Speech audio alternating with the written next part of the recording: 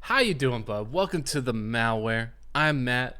Nice to see you again. Got another subject to talk about here today, and that is over here on the right, Hogwarts Legacy.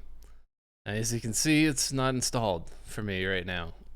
Uh, Personally, didn't love the game. Didn't really play too far into it. I might give it another look, but I was having trouble at the time. But I wanted to talk about this news story real quick and see if it's really deserving of the name Hogwarts Legacy. Well, IGN a couple days ago here, I believe, May 5th, yeah, 3 days ago.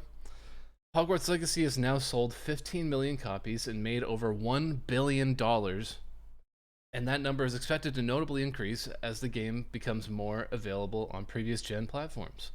Because, as you know, they waited to release PlayStation 4 and Xbox One versions about 3 months. It seems like kind of weird, kind of strange, but as long as the game's working fine for them, I guess it all works out. Uh, Talking as part of the company's earning call earlier today, Warner Brothers Discovery, because it's combined now, I guess, CEO David Zaslav said Hogwarts Legacy has amassed more than $1 billion in retail sales and over 15 million units sold. And today, the team is launching the game on PlayStation 4, Xbox One. Now, it is their fifth $1 billion plus gaming franchise, putting it with Lego, DC, Mortal Kombat, and Game of Thrones. Game of Thrones, interesting. I think it's a mobile game. I heard about it's a mobile Game of Thrones. Kind of strange, but and they're gonna keep growing because they're releasing. Apparently, there's a Switch version going out in July as well. That's really interesting. It's really kind of crazy to see all these numbers come out. There's obviously a huge fan base for Harry Potter and Hogwarts and all that, and then there was all this controversy about people screaming, "Oh, you're a bigot, you're racist, you're whatever, you're an istrophobe for all these things because you want to play the Wizard game because of J.K. Rowling saying something." Something. It wasn't even that serious. We all know it's not that big a deal, but these freaks, these crazy freaks, want to they want to construe it and say it's worse than it is. Look, it's all right. It's not as bad as it seems. Whatever she said, I'm apparently clicking things I shouldn't be. Anyway,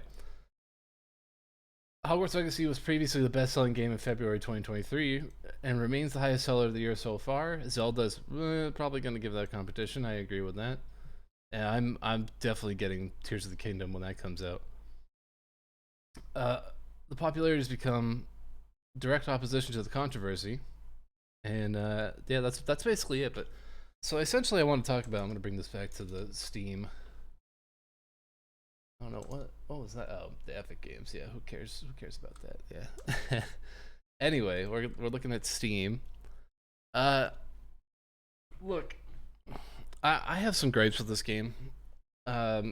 It's very pretty for sure. It looks great. I think the castle's super flushed out. It's nice. There's some real annoyances, in particularly running around and you have that port key lady, or no, the Flu Network lady, just shouting at you. "Oh, we're having a great day. It's always a good day to travel."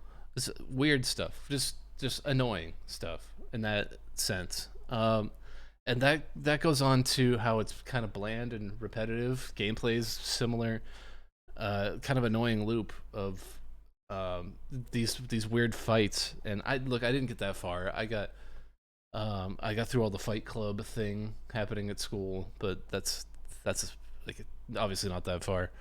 The game wasn't, when I played back in February, it wasn't that optimized.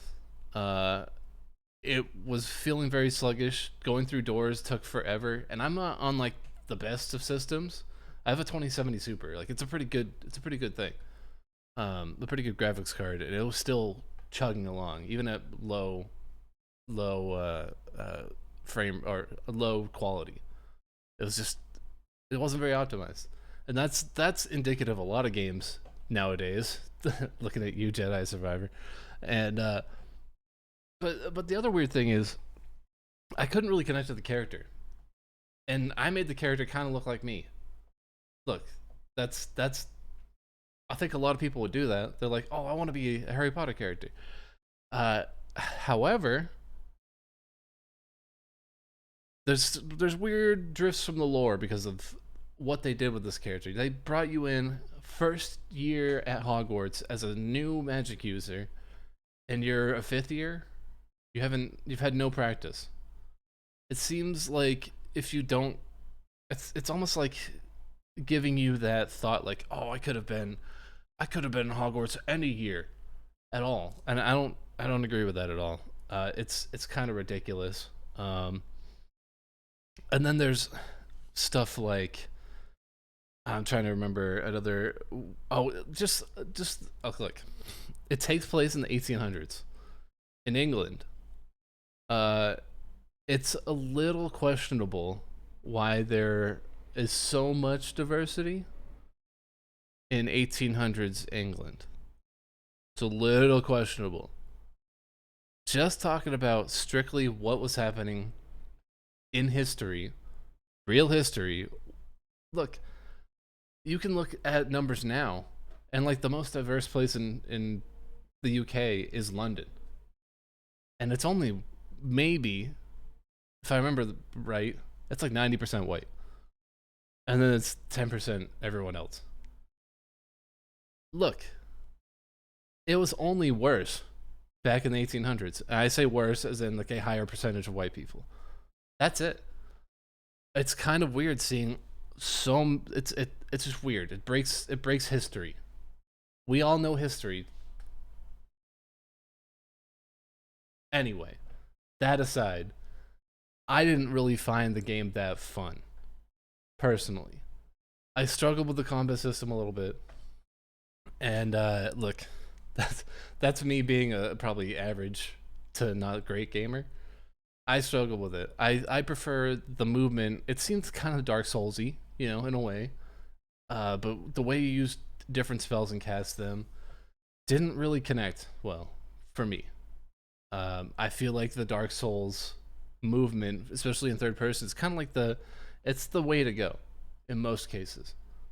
I mean, it depends on what you're making, but if you're making a shooter, I guess it's a little bit different. But I don't know. It just didn't connect that well, Hogwarts Legacy. But tell me what you thought of the game. Do you think it deserved all the controversy? Personally, I don't think it deserved the controversy. I think that's a reason why it sold so many copies. And did it deserve selling that high? I don't know. Bring it down to the comments. Like, subscribe, do all that stuff. Hit those buttons. Hit the bell or whatever. I mean, you do you. Enjoy your life. Apparently, Darkest Dungeon 2 is now available. Cool. That's a little extra news on the end of your news. And you have a good one. Talk to you later. Appreciate you. Bye.